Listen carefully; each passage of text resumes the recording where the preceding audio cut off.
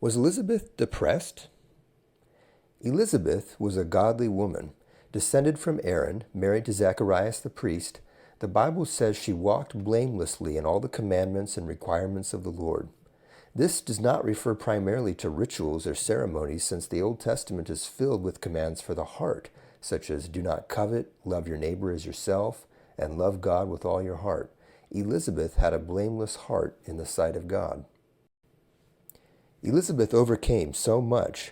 She was barren her whole life in a society where a woman's entire worth was based on child-rearing. To be barren in the eyes of many was a curse from God. Imagine the pain she must have endured year after year as she waited, hoped, and prayed for God to give her a child.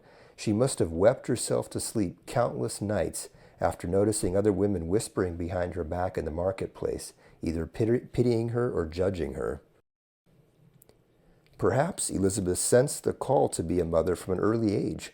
It must have been tormenting and confusing as she approached her 40s and then her 50s, and the calling didn't diminish. Maybe she thought she was going crazy. Maybe she wavered from one day to the next about whether she should keep believing God for a child or accept that it wasn't His plan. Maybe she begged Him with all her heart to take away her desire to be a mother. Now Elizabeth was advanced in years, well beyond the ability to become pregnant. All hope was lost. Many women in her situation would have been overcome by bitterness long ago.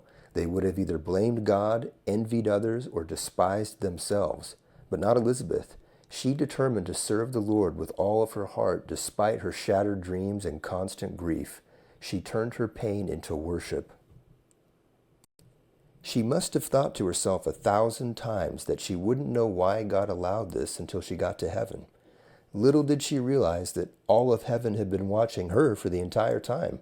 All of this had been merely preparation for stewarding the life of a man whose arrival all of Israel had been awaiting for hundreds of years, whose ministry was prophesied of by both Isaiah and Malachi, and of whom Jesus said, "Among those born of women there is no one greater." The angel Gabriel appeared to Elizabeth's husband, Zacharias. He announced the coming of their son John and explained his destiny. When Elizabeth became pregnant, she kept it a secret and remained in seclusion for 5 months. Why? What was she doing for those 5 months? Luke 1:25 tells us exactly what she was doing. She was telling herself, "This is the way the Lord has dealt with me in the days when He looked with favor upon me, to take away my disgrace from among men." In other words, Elizabeth spent those 5 months alone with the Lord, settling in her heart that this miraculous pregnancy was nothing less than the hand of God. She was preparing her heart for what lay ahead. Elizabeth knew Gabriel's prophecy about her son would be hard for others to swallow.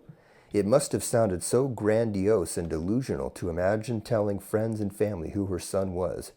"So you're saying your son is a forerunner for the Messiah? He's the one those scriptures in Isaiah and Malachi are talking about? And who did you say told Zacharias this? The angel Gabriel?" In all likelihood, many of them would sincerely fear for her sanity and think she needed help. Others would probably believe she was deceived by an evil spirit, and perhaps even that this child was from the enemy.